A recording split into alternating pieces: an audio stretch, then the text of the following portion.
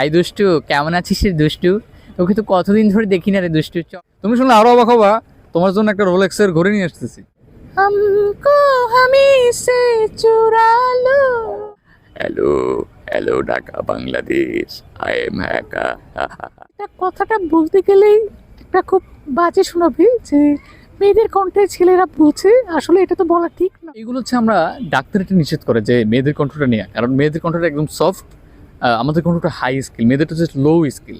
হ্যাঁ, আর আমরা যারা মিমিক্রি করি এদের ভোকালটা হচ্ছে মধ্যম স্কিল। তার কারণে কি সোলো এবং হাই দোনোটাই তারা মিক্স করে একটা মিমিক্রি করতে পারে। রেডিওগুলো যেরকম আছে, তো ফোন দিয়ে বলেছিলাম যে এই স্যারা, তুই আর কতদিন আমারে জ্বালাবি বল? তুই আসস না কেন বল? এই একটা গেল। আরেকটা হচ্ছে আপনার যে থার্ড জেন্সার হিজরা, তো ওনারা কথা বলে এরকম, আই দুষ্টু, কেমন আছিস রে দুষ্টু? তোকে তো কতদিন ধরে দেখি না রে দুষ্টু। চল, তুই যে আমাকে যে বললি আজকে যে আমি আসবো, আসলি না কেন রে দুষ্টু? এক একটা হচ্ছে এক এক রকম কোয়ালিটি প্রতারণা করা। হ্যাঁ, আমরা যারা ভয়েসে কাজ করি, যারা কণ্ঠ পরিবর্তন করতে পারে, মিমিক্রির একটা কিন্তু নিয়ম আছে। যারা গান করে তাদের একটা নিয়ম আছে, সেটা হচ্ছে যে গো মাছ শো অন, যে চলে যায় তার জন্য শো চালু রাখতে হয়।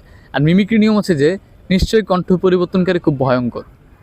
আমি যদি এখন আপনাকে ফোন দিয়ে আমি যদি ধরেন জাহেদ খানে বলি, তুমি শুনলে অবাক হবা, আমার বলতে হচ্ছে সাগরিকা, আমি কিন্তু